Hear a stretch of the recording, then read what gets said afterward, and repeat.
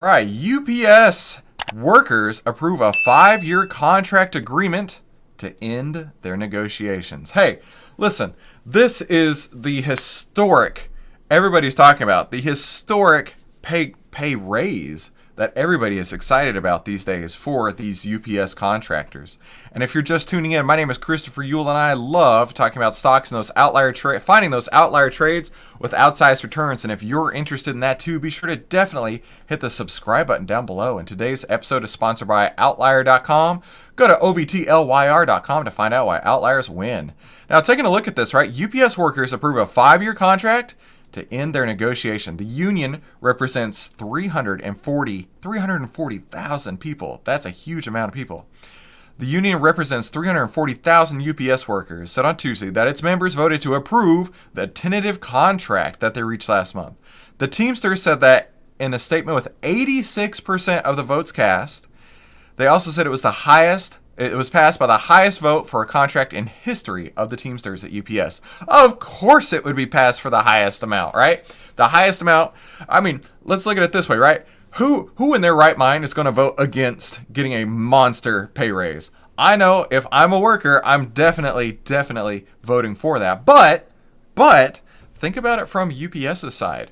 Everything that they do now just got more expensive. If you want to ship a package from Atlanta to LA, right? That just got more expensive, right? Because every person who's touching that along the line, they just got more expensive. This is a great win for the workers. I absolutely admit that. But it's a huge loss for the company. And it's certainly going to be a loss for everybody involved who is a customer of UPS. Because everybody's going to be paying more because of this. It is a fact. Not just an opinion, it's a fact.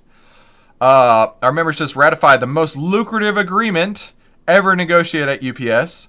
And they go on to say that this is a template for how workers should be paid and protected nationwide and by non-union companies like Amazon. Hey, they better be paying attention. That's what they're saying from UPS here. UPS says at the end of their new contract, the average, this is crazy talk, the average UPS full-time driver will make about $170,000 in pay and benefits. That is huge. The average the average UPS full-time driver will make $170,000.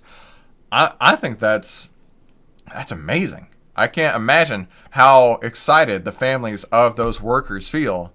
But I know that, and granted, I don't know how much it's gone up from, but I can only imagine that they were paying nowhere close to $170,000 in pay and benefits. Which let's say if the raise is 20%, then basically the only way that UPS is going to pay for this, because think of it logically, the only way that UPS is going to pay for this raise is to increase your price on every single thing that you ship. So if you are shipping from Atlanta to LA and maybe it cost $12 before, it's now going to be 20% higher. Or it could even be 30% higher because UPS is thinking, hey, we got to make up for that. We got to increase our margins. Hey, this is a great opportunity to grow our sales and at the same time pay our workers more on the other end. So, I mean, it's just business here, folks. We got to think of it that way. Now, looking at the outlier data for UPS, actually, we got a big sell signal back on August 2nd, and UPS also is sitting right here in the midst of this downside indicator, downside indicator. I would definitely, if I owned any shares in UPS, I would be looking to get out and be holding cash in the meantime. But the stock is rallying about 1% today on the news of the ratification, but as you can see, the UPS stock has been pretty beat up lately. It's gone down, let's see. It's gone down by over 10%, down 11% in the last couple of weeks as they've been negotiating these contracts. So investors are definitely wary, and if you're using the outlier data, you knew ahead of time where the direction of this is going. So let's move. Actually, before I do that, be sure to smash the like button if you are in support of UPS, at least the workers.